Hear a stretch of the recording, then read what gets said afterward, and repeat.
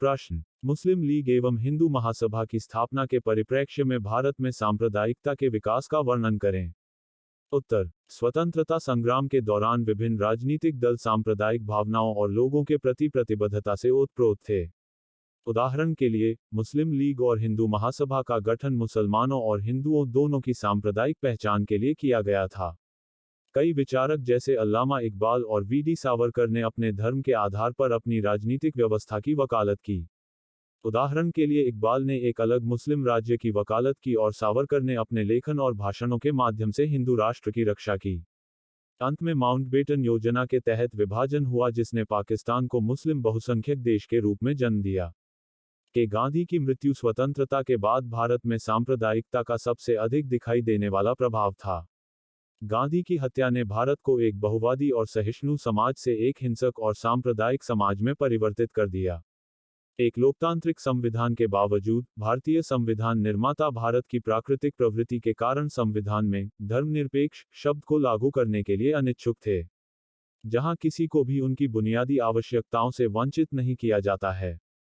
भारत का समूचा इतिहास सम्मान और स्वीकृति की पहचान रखने वाले राज्य से बहुसंख्यकवादी राजनीति के राज्य में परिवर्तन को दर्शाता है। कई विषयों में राजनीतिक दायरे से अल्पसंख्यकों को खत्म करने के लिए सांप्रदायिकता का इस्तेमाल किया गया है।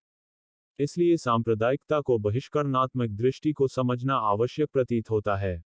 इस 21वीं सदी में लगभग सभी देशों में धर्म, संस्कृति और जातीयता के मामले में एक विविध आबादी है, और यह क्षेत्रीय व्यापार और वाणिज्य के कारण संभव हो पाया है।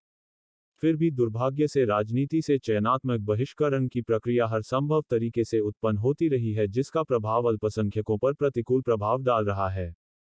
विकास का फल विशेष रूप से एक लोकतांत्रिक व्यवस्था में विशेष उपचार के बिना किसी विशेष वर्ग को समान रूप से वितरित किया जाना चाहिए। भारत में कुछ वर्गों को संवैधानिक योजनाओं के अंतर्गत विशेष उपचार का आनंद मिलता रहा है। उदाहरण के लिए अनुसूचित जाति, अनुसूचित जनजाति वर्ग के लोगों को शिक्षा और सरकारी नौकरियों में आरक्षण मिलता है। लगभग असंभव रूप से धार्मिक संप्रदायों पर एक विशेष ध्यान सामाजिक क्षेत्र को विरोधी टुकड़ों में विभाजित करके लोकतांत्रिक भावना को खंडित कर सकता है। सांप्रदायिकता सामाजिक समावेशन और बहुसंस्कृतिवाद को टक्कर देती प्रतीत होती है। इसके अतिरिक्त कई घृणास्पद घटनाएं और अपराध भी सांप्रदायिक भावनाओं का भाग हैं।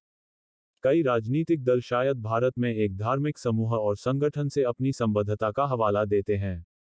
घोषणा पत्र तैयार करने के लिए आरएसएस, विश्व हिंदू परिषद, सुन्नी छात्र संघ और राष्ट्रीय सिख संगत जैसे संगठन प्रमुख संस्थान हैं।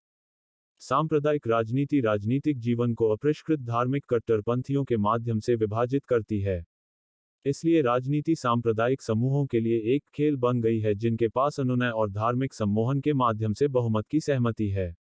एक लोकतांत्रिक और समान सामाजिक व्यवस्था की दिशा में सांप्रदायिक भावनाएं सबसे बड़ी बाधाएं हैं जिनके माध्यम से पूरी आबादी की आकांक्षाएं कम हो जाती हैं। सांप्रदायिक राजनीति एक राजनीतिक व्यवस्था के संपूर्ण तंत्र को प्रभावित करती हैं। इसके अलावा यह अंतर सांस्कृतिक और अंतर धार्मिक निवास के इतिहास के साथ देश के रंगीन इतिहास को प्रभावित करता है। सांप्रदायिकता का भूत राजनीति में लोगों के हर संभव दांव को सता रहा है। प्रस्तुति समापन। आपका धन्यवाद। Disclaimer: This notes has been made after a lot of research, yet the accuracy of the answers may vary. The author assumes no responsibility or liability for any errors or omissions in the content of this notes.